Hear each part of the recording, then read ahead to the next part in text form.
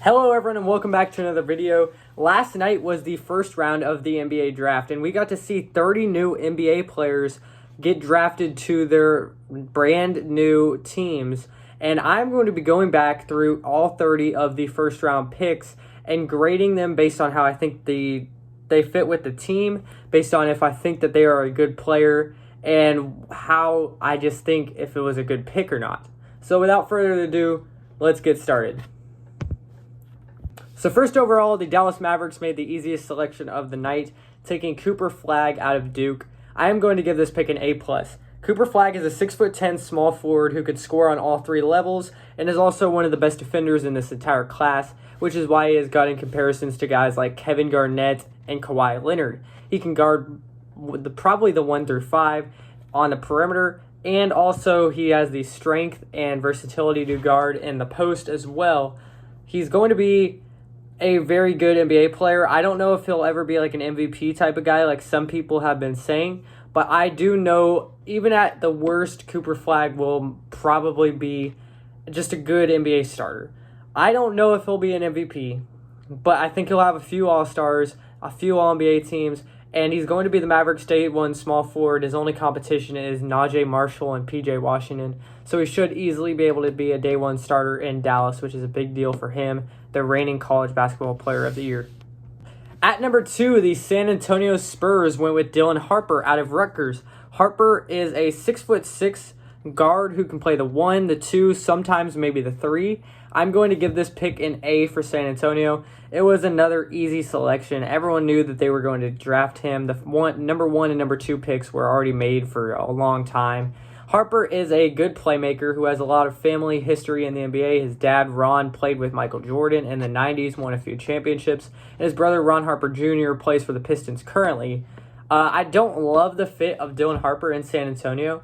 They now have 3 guards who cannot shoot the ball at all, De'Aaron Fox, Harper, and Castle. But I think that just going best available there when you have the number 2 overall pick was the best move for the Spurs. They have a guy that can either come in right away and start over one of the guards that they already have, or he can develop for a year, maybe 2, and then if De'Aaron Fox ever has an injury or ever gets traded, they will have a new starter. So not a bad pick there for San Antonio. At number 3, the Philadelphia 76ers went with VJ Edgecombe out of Baylor. I'm going to give this pick a B+. Edgecombe was the guy that was the favorite to go there to Philadelphia number 3. He is a great basketball player. I mean, he's a freak athlete who can also defend on the perimeter. He's gotten comparisons to young Victor Oladipo. His jump shot is a little bit lacking. It needs to get a little bit better. And he also is finishing at the rim. But I do feel like he is a day one ready NBA defender. The fit in Philadelphia is a little bit weird because they do already have Jared McCain, Quentin Grimes, Paul George, all at the wing positions, Kelly Oubre as well. So he's not going to get probably too many minutes as a rookie unless he overtakes one of those guys. But I feel like it's a good job by Philadelphia, since they weren't going to take Ace Bailey, to take a guy that has a very high ceiling like VJ Edgecombe. At number 4, the Charlotte Hornets went with Con Knipple out of Duke. I'm going to give this pick a B-. I do like Con Knipple, and I think he is going to be a pretty solid NBA player, but I think that his ceiling is a really high-level role player, kind of like a better Grayson Allen is what I really see in Knipple. So I don't think he'll ever be an all-star. I think he'll be a solid 6-man and starting shooting guard at some times in his career. And I don't like that the Hornets drafted him 4th overall to be a good role player. They're a team that needs guys that can change the franchise alongside LaMelo and Brandon Miller. And that's not what I think Con Knipple will be able to do in his career. He is going to be a guy that can score, but his defense isn't great, and his offense around his scoring is not great.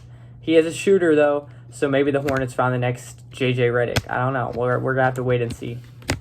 At 5, the Utah Jazz went with Ace Bailey out of Rutgers. I do have to give this pick an A. Bailey was one of my highest rated players in this entire class. He was number 3 on my big board, even with the drama with him leading up to the class. I think that he is going to be one of the best players out of this entire draft class. I know a lot of people have been saying that he looks like somewhat of a bust, but just the fact that he's 6'8", with great handles, and he can shoot very well over defenders. He's a very silky player. I really like Ace Bailey's game, and I think that he is a guy that can be the future of the Utah Jazz alongside some of the guys that they already have, like Walker Kessler, Keontae George, Isaiah Collier, Kyle Filipowski. They have a great young core now, and Ace Bailey just adds to that. It's a good pick there, even if he didn't want to go there. He doesn't really have a choice, really, unless he's going to not sign. At number 6, the Washington Wizards went with Trey Johnson out of Texas. This is going to be another A. I really like what Johnson brings to the table for a Wizards team that doesn't really have a clear path. They have some good young talent at the bottom of their team that has really kind of sprung onto the scene last season, like Alex Sarr, Bub Carrington, Corey Kispert. But then they also had a ton of veterans that are on expiring deals, which I talked about in the Jordan Poole trade video. Trey Johnson is the best ISO scorer in this class, I feel like. He has good handles and a good jump shot, and he can get to the rim well as well. I feel like it's a really good pick there by Washington for a guy that can be most likely a day one starter, maybe over Bub Carrington. And he's got a pretty high ceiling too. I feel like he's a guy that's going to really help Washington in the now and in the future. At number 7, the New Orleans Pelicans went with Jeremiah Fears out of Oklahoma. This pick is going to get a B- for me, not necessarily because of Jeremiah Fears as a player, because I really do like his game, but because of just the team, like what they already have. They already have Jose Alvarado, DeJounte Murray, Jordan Poole, Herb Jones. That's just 4 shooting guards already that I can, or point guards / shooting guards. Jordan Hawkins as well. He's not going to have a clear path to getting minutes day one. He was the 9th rated player on my big board, so he does go right about in the range that I thought he would. I did think that he would last until the Nets at 8 though. But the Pelicans do get a great scorer who can also shoot. He has great playmaking. Although he doesn't get many assists, his passing vision is amazing. And he's a really good shooter too. He's going to be a fun player there in New Orleans with Derek Queen, Zion, and Jordan Poole. At number 8, the Brooklyn Nets went with Yegor Demon out of BYU. This pick really did surprise a lot of guys, but I really was not shocked by this pick because I'm not even joking. In my mock draft video, I had 2 clips for the Nets at 8 before I went into editing. I had one where I had them selecting Demon, and I had one where I had them selecting Maluach, and I ended up staying with the Maluach clip. So I could have got that pick right, but Demon, great playmaker. He led the Big 12 in assists, if I'm not mistaken. He is the number 12 guy on my big board.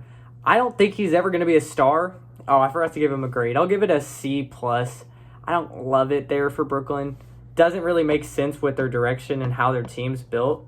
But he's not a bad player. I think he'll be a guy that can be a good playmaker day one, but he's not a guy that's going to score many points in the NBA, especially as a rookie with how he played at BYU. His game's not going to translate well offensively outside of playmaking.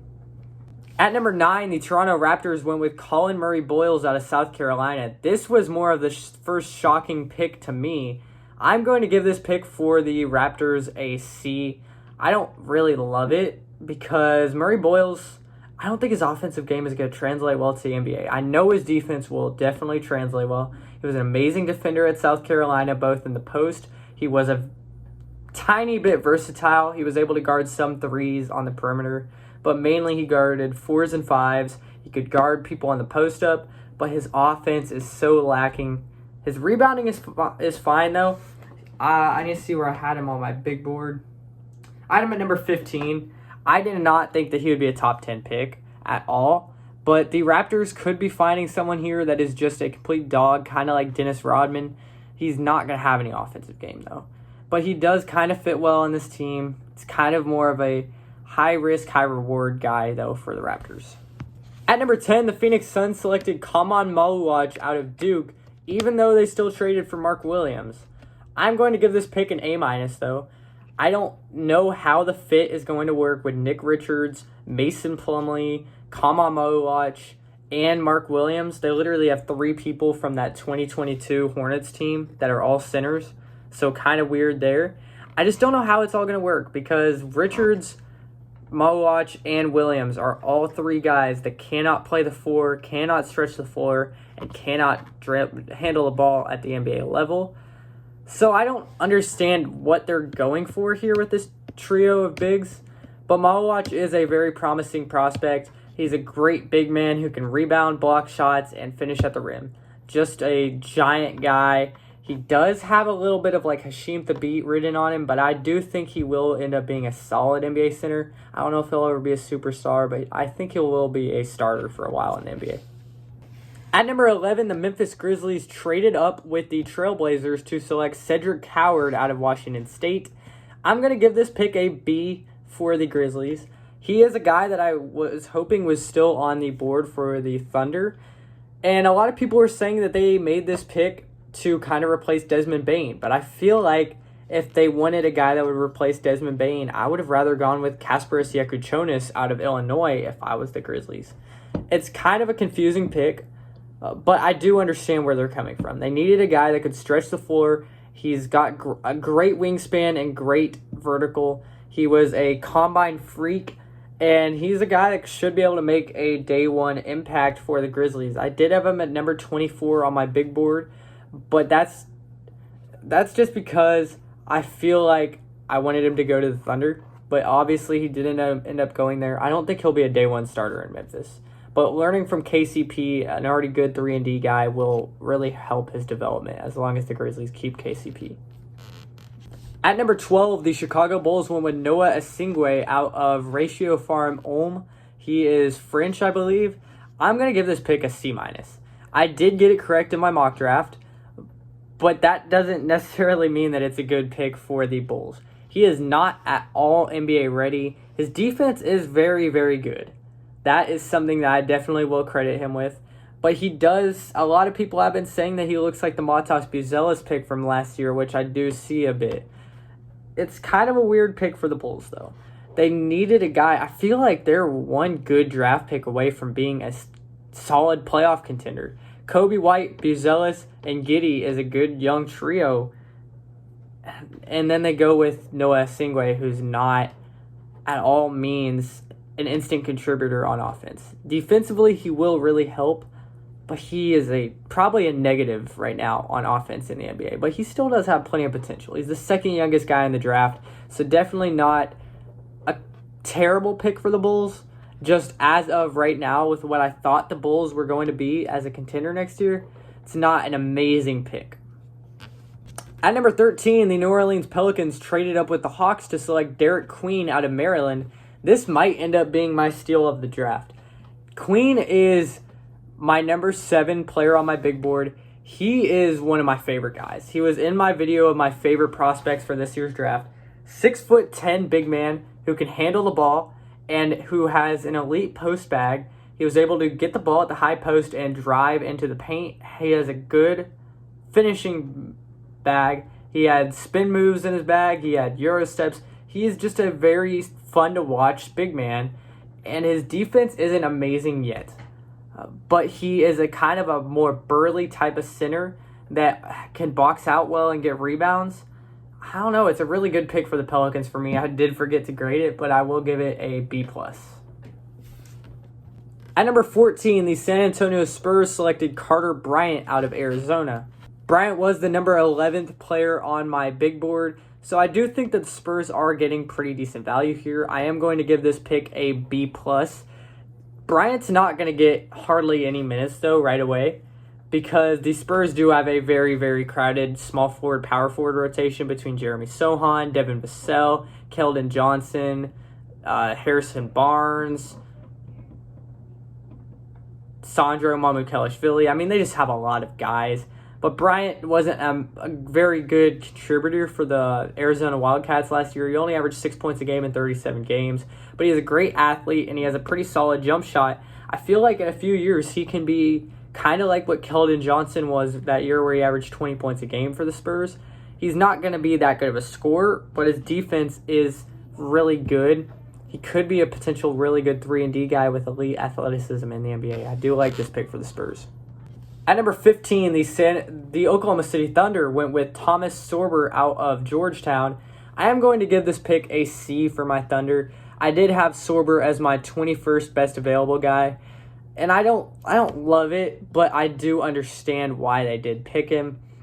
He is a guy that will not be a day one contributor at all. I mean, he was a one and done at Georgetown, wasn't a super highly recruited guy, but he was mainly a guy that was he was good at finishing at the rim, but he was also an amazing shot blocker and a great rebounder. He has good height, or actually he doesn't have great height. I think I saw he was only 6'9", but he has a 7'6" wingspan, which is really impressive, and he's going to help them with depth. He's right now the center number 3 in the lineup behind Hartenstein and Jalen Williams. So they're not going to use him right away. He's going to be a guy that's probably going to get a lot of minutes in the G League next year. And I think this means Ousmane Dieng is definitely gone, which I'm pretty happy with. He has not helped us so far. At number 16, the Portland Trailblazers took the complete shock of the draft, Hansen Yang out of China. I can't give this pick a super low grade because they may see something in him, but I don't see anything in him right now. I'm going to give this pick the same as I gave Thomas Sorber. I'm going to give it a C. I don't understand it for Portland. He was my 52nd best available guy. I had him projected to go at the end of the second round. I know a lot of people were saying he had an amazing combine, but I still didn't think that teams would take him at all in the first round. And then I saw Portland took him at 16. I don't understand why they took him. I know a lot of NBA executives, the Nuggets GM, I think it was, literally said that he was the Chinese Jokic. And he does kind of play similarly. But he is very, very raw. It's going to take probably 5 or 6 years just to get him to be a starting caliber NBA player. I'm actually going to make this grade a C- because I don't know where the Trailblazers are going. They already have DeAndre Ayton, Robert Williams, Dwight Breath, Donovan Clingan. I don't know where Yang fits in at all. Maybe he's a draft and stash, but who knows. At number 17, the Minnesota Timberwolves took John Beringer out of France. I don't love this pick. I'm going to give it a D+. Beringer was my 34th best available prospect. He's not a bad NBA caliber guy, but I don't think he's going to be a good player. I think he's kind of a bust. He is a very tall French big man who is an amazing shot blocker and rebounder, but his offense is so raw. They were showing highlights of him last night at the draft, and he is a very, very raw prospect. He might be more raw than Hansen Yang. And the Timberwolves, the thing for the Timberwolves is they don't need a guy here at this pick that can step in and be a star right away, because they already have Gobert and Naz Reid ahead of him, so he can learn a lot from Gobert, which means he may be an all-defensive caliber guy in the future. So not a terrible pick for the Timberwolves, but I just don't believe in his upside very much. I think he could be a bust, but I'm not going to declare that. I think he could be a starting caliber guy. He's definitely not an all-star, though, in my opinion. At number 18, the Utah Jazz traded up with the Wizards to take Walter Clayton Jr. out of Florida. I don't really understand this pick for the Wizards. I'm going to give it a C. I just don't get why the Jazz would want to take Walter Clayton Jr. It doesn't make much sense to me because they already have a very stacked backcourt.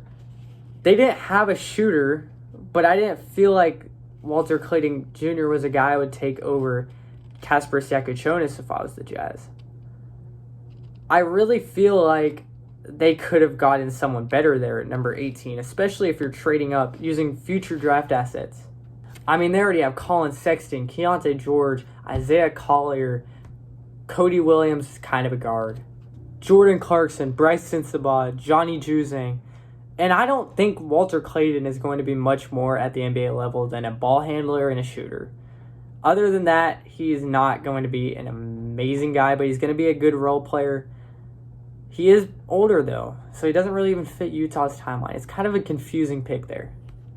At number 19, the Brooklyn Nets went with Nolan Traore out of France. I'm going to give this pick for the Nets a B+. Traore was one of my favorite players in this entire class. I had him at number 13 on my big board. I really think that he kind of does remind me of young Lonzo Ball, a little bit worse shooting, but he is a guy that can handle the ball, and he's a very good playmaker as well. Defense also is a little bit of a question mark, but he's going to have a lot of time to develop. Brooklyn, with this draft, they could have traded all these picks for good players or to trade up. They kind of symbolize that they're still a lot of years away from being a contender unless someone takes a huge jump. So I do think that Traore will have a lot of time in Brooklyn to develop. I do really like this pick, though. He is a guy that I think has a lot of upside. That's why I had him number 13 on my big board. At number 20, the Miami Heat went with Kasparas Yakuchonis from Illinois. He was number 9, I believe, on my big board. I'm going to give this pick for the Heat an A+. The Heat are amazing at drafting and developing players.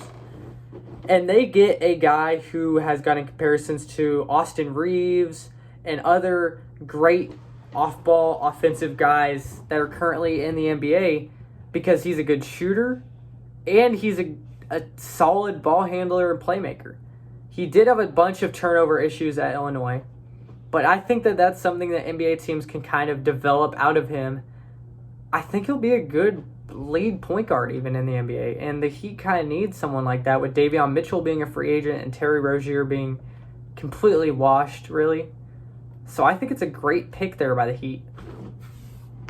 At 21, the Washington Wizards selected Will Riley out of Illinois.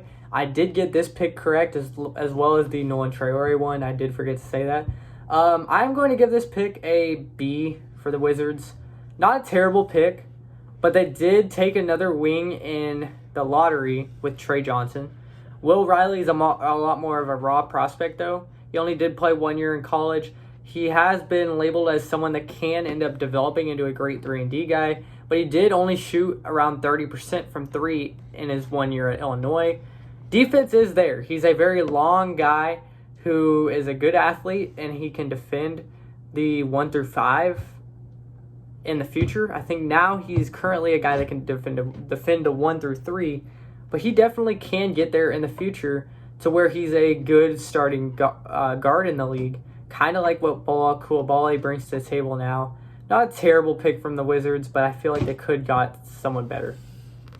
At 22, the Brooklyn Nets selected Drake Powell out of North Carolina. I'm going to give this pick a C-. I am not a huge believer in Drake Powell, which is why he was number 30 on my big board. He is a great shooter, and he's a great athlete. But his defense is a little bit of a question mark for me. His ball handling, he's not a good ball handler. He can't play make, really. He kind of reminds me of Dariq Whitehead a couple of years ago, and we've all seen how Dariq Whitehead has played out. Obviously, Whitehead's not a great shooter, and Drake Powell is an amazing shooter. But it's still a little bit of a concerning pick for the Nets. They had 5 first-round picks. They could have traded up and got almost any prospect they wanted in this class. But they go with a guy like Drake Powell after already taking Jaeger Dimon and Nolan Traore, 3 guards in the top 22 picks. It's not a great pick, and their fit is not great with how many shooting guards the Nets already have. At 23, the Atlanta Hawks selected Asa Newell out of Georgia. I really do like this pick for the Hawks. I'm going to give it a B-. The Hawks kind of needed some power forward depth behind Jalen Johnson. They didn't have too much depth back there besides Mohamed Gay. And Asa Newell kind of brings a skill set that they needed. He is a good defender who's also a great athlete. Offensively, he is a good scorer, but he can't shoot too well. He is going to take a little bit more development to be a good starter in the NBA, but I feel like it's a good pick for the Hawks just with how high I think he can get. Decent pick, though. At number 24, the Sacramento Kings traded into the first round to select Nick Clifford out of Colorado State. I'm going to give this pick an A-. Yes, Clifford is already 23 years old after playing 5 years in college basketball, but he has great potential to be a lockdown defender with his length, but also just an all-around helper. He almost averaged a triple-double in college. Great rebounder. He can play make to some extent. I don't know how that's going to translate to the NBA, but he's also a guy that can take over the offense and get to the basket and be an isolation scorer, which is kind of something that the Kings needed off their bench. They had guys like Keon Ellis, Markelle Fultz, Isaac Jones, and Jay Crowder, I guess. That's the first few I think of. Nate Clifford is probably a better scorer than all those guys. So it's a good pick for the Kings' needs. At number 25, the Orlando Magic went with Jace Richardson out of Michigan State. I'm going to give this pick an A. I really love Jace Richardson in the pre-draft process. Yes, he is only 6 feet tall, but he is a just a good player that I would have taken if I was an NBA GM.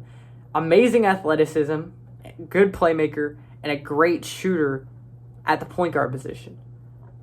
The Magic needed some more point guard depth now that they let go of Corey Joseph. They have him, Anthony Black, and Suggs at the point guard position. And I think Jace Richardson's a guy that could get a bunch of minutes as soon as next year. His shooting is very, very good. And on top of him being a great athlete, that helps him as a good defender. He's able to jump passes, and he's got good feet, good footwork. I think he's a really good NBA player in the future.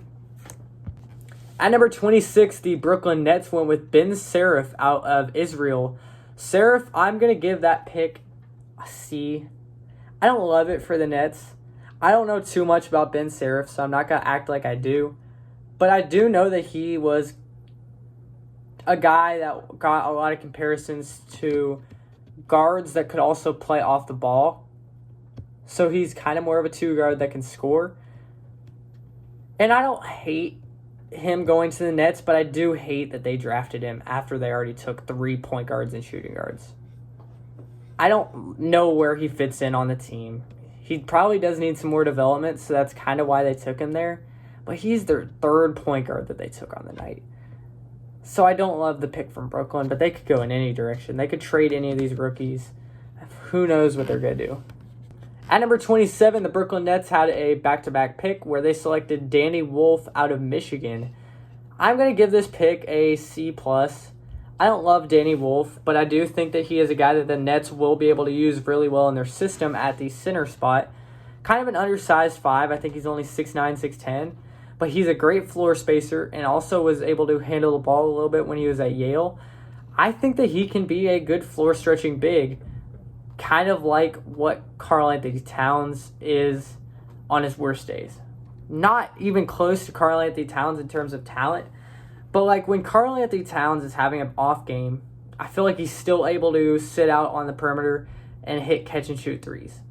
Danny Wolf should be able to do that. He also has shown some mid-range flashes, and I feel like he should be able to get into the paint and finish well as well because he has more size and strength. Not a terrible pick there from Brooklyn. My second favorite pick from them on the night. At number 28, the Boston Celtics went with Hugo Gonzalez out of Spain. I'm going to give this pick a D+. I don't hate Hugo Gonzalez as a player, but the thing is, the Celtics kind of needed some depth at the wings for next year. And Gonzalez, they already said that they are going to bring him over next year. They're not going to draft and stash him. But he's not an NBA-ready guy at all.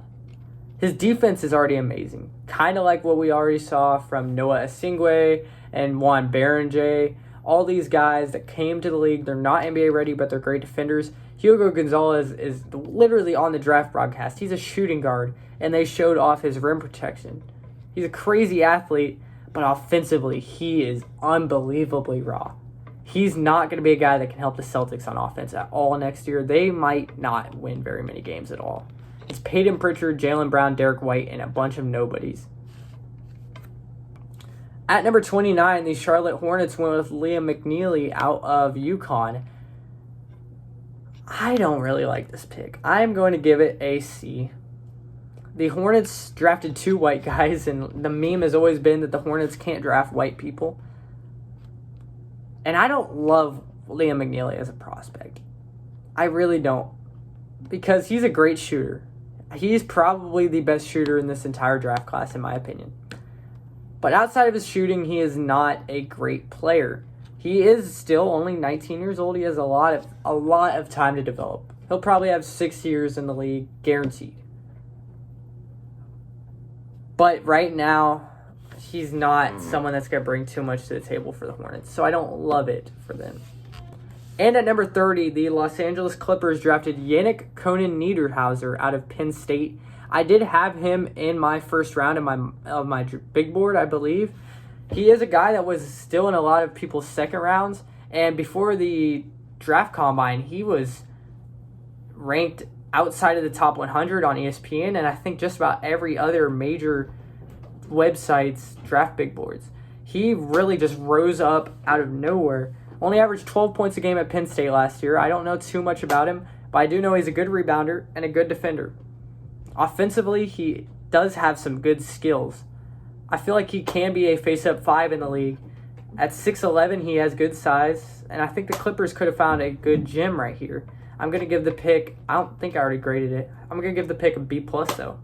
I think it's a very high-risk, or a low-risk, high-reward type of guy there at 30 to the Clippers.